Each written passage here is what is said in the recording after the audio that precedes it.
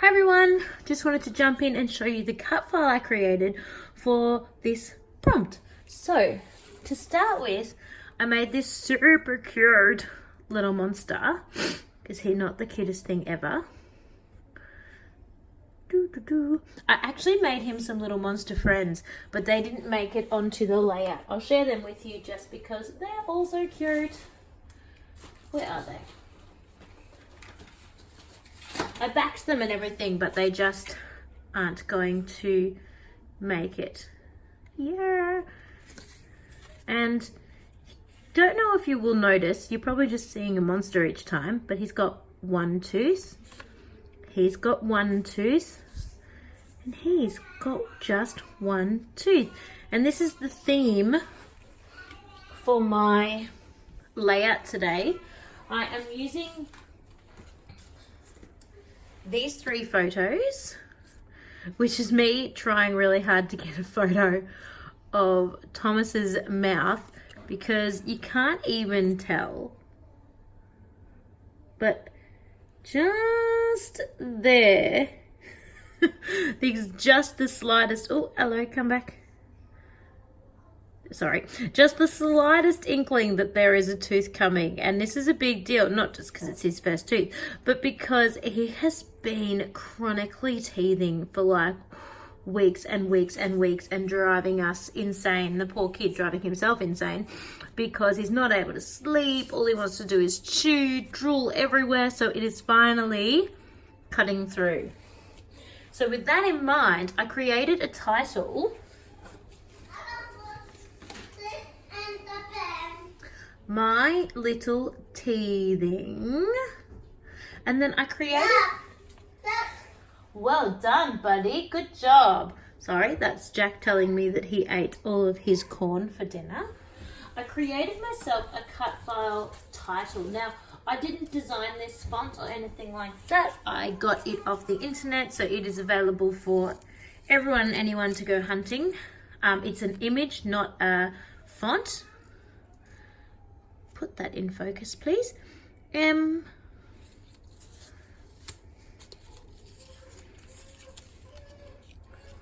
O. Whoops, sorry.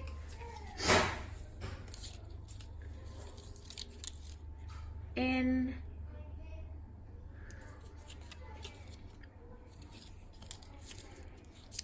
S.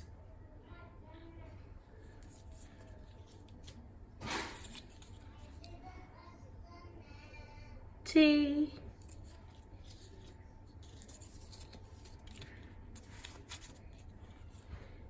E. R.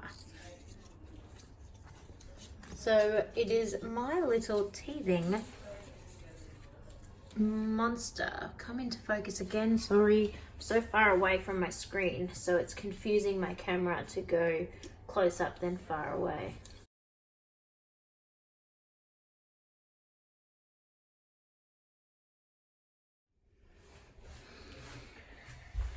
Okay, so as I said, I'm going to use all of these bits and I'm going to use, someone sent me in a happy mail a bunch of stamped monster stamps, basically monsters. 1, 2, 3, 4.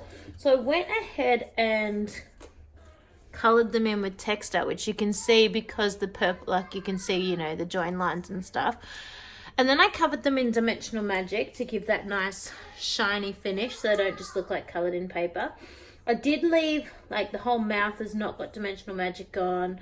The eyes don't have Dimensional Magic. So I did leave some of it not with Dimensional Magic. Do just be careful. I don't know if you can see the cracks in that, but sorry. But when it was drying, I fiddled around and moved it, and that made it crack. I also dug through my stash and found a few bits and pieces, but really not many. They're not anything, but they're green, and I want to use those. I found one of these, which is actually an iron-on patch. This little guy who's actually more like a robot, but that's okay. And then these, which are actually more spaceship oriented, but no one really knows where monsters come from, do they? So maybe they do come from a spaceship. So I'm going to include those onto my page. I've also planned ahead my background papers. I know I want to use this dark wood grey because it kind of ties in quite nicely with the grey brown that I used with the letters, because I'd originally had a black and white photo that I wanted to use where I'd circled the tooth popping out, but when I put that on the background it just got completely lost. So I decided not to bother about that photo, and I'll just use the colour version because I think that looks a bit nicer. So I'm going to trim off a little section of this and back that just a nice thin blue background. This paper is beautiful. This paper is Jack and Jill brand. Here it is. Jack and Jill by Laurie Whitlock. So by the Echo Park. So it's by Echo Park, designed by Laurie Whitlock, and the collection is called Jack and Jill. It's a super gorgeous collection. It is not new. Hang on, I'm just digging it out.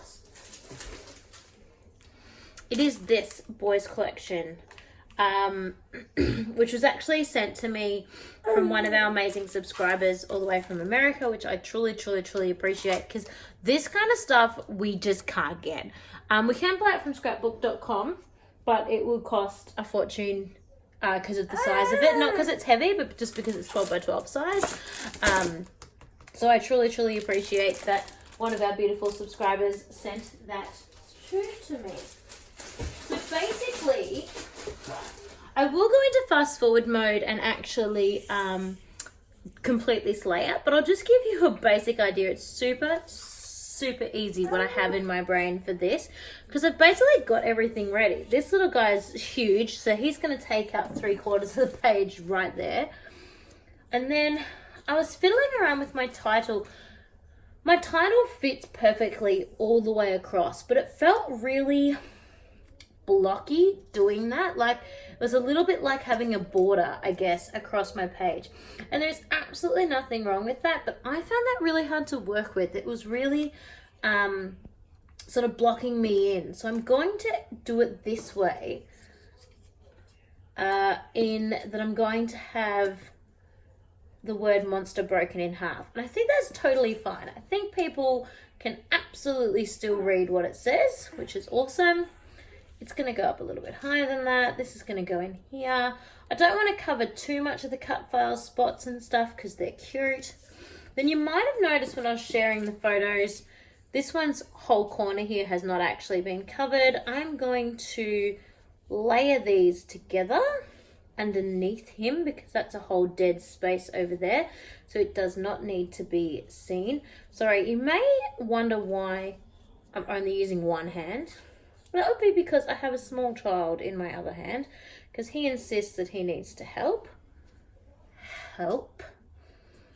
He's actually destroying the red little monster that I showed you, so that monster won't be made on the page. Tough 1 minute.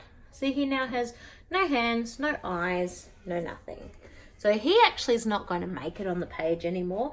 I do think I have more of them. I just haven't coloured them in or put dimensional magic on them. Oh, my hair. Thank you. Don't pull my hair. Thank you. Yeah, you're wet bag. So I'm going to do that. These little guys, I'm going to layer those together so you can see both the two different colours greens. And I'm going to pop those up on there, on that corner there. I'm going to somehow with these. Now I'm not quite sure. I'm thinking it's a big rocket ship, so maybe him going up there. He is big. I don't know. I don't know. Oh, I really want that. Now because he's orange, he can't go down there.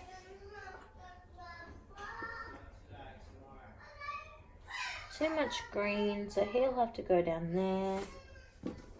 So now I just have to decide if I want to introduce this guy, who is totally cute, but in a completely different vein to the others, or if I just want to shove him on, which is probably what I'm going to do, is just put him there, put those away for another day, and basically be done.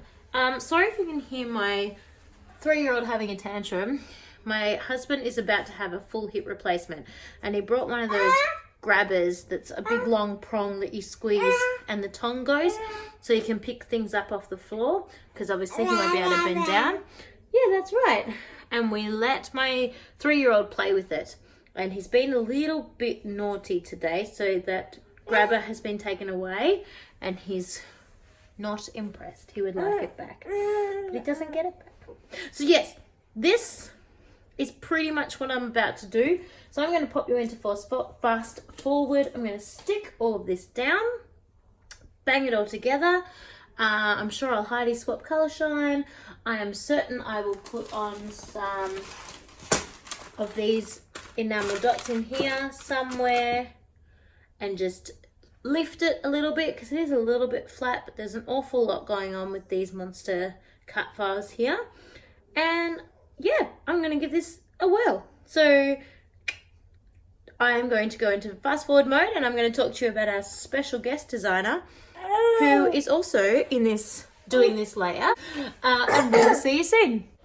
So our special guest today is Susan. Her link to her YouTube channel is in the description box down below, of course. And she has got a whole bunch of different stuff happening over on her channel. She's got unboxing and haul videos. She's got like old Felicity Jane kits that you can have a look at. She's got a ton of process videos. She's got some using up your stash videos. She's got homemade kit videos. She's got a whole bunch of things, but she hasn't made a video in a little while. So this is her first one back in about a year.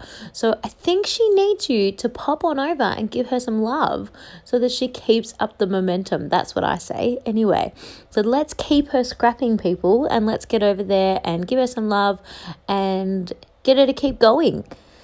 And see what amazing cut file she uses to create, or punch or die, sorry, she uses to create a layout. Maybe it's something that can inspire you. I have used a cut file, but if she uses a punch or a die, maybe that'll give you some ideas for your own layouts. I'm going to just quickly talk about what I'm doing right now. The stickers that I am using are acetate stickers, so they're a little bit see-through. And I find those quite difficult to use if you stick them as is straight down onto your scrapbook paper, because I feel like they lose their sharpness or the depth of them. So what I often do is I often stick them onto plain white cardstock and then fussy cut them out. So they're just like having another piece of ephemera. And I just find that much easier to work with and a far more user-friendly item. So I don't necessarily not buy things that are acetate. I'm a little bit on the fence. I don't go out of my way to buy them, but if they come in a kit or if they're gifted to me, I certainly don't, throw them out or just pass them on to someone else. I just do my little stick it to paper trick 97% of the time. Here is when I make a rookie mistake of putting foam all the way around my shape without actually thinking about where the photo's positioned, where the rest of the cut files are going, and I end up having to pull half of that foam off because it's in the wrong spot. So I just skipped ahead a little bit there. I have stuck the monster down, as I said, with foam. The photos are on, which you saw me do before. I've also stuck the word monster. I just glued it straight to the backing paper with my normal white glue. And now I'm just having a look at the two little tags that I mentioned earlier.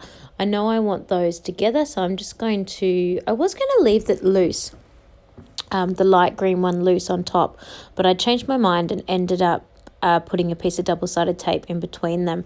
So the string that I'm using there is actually crocheting cotton that I have a whole bunch of in white.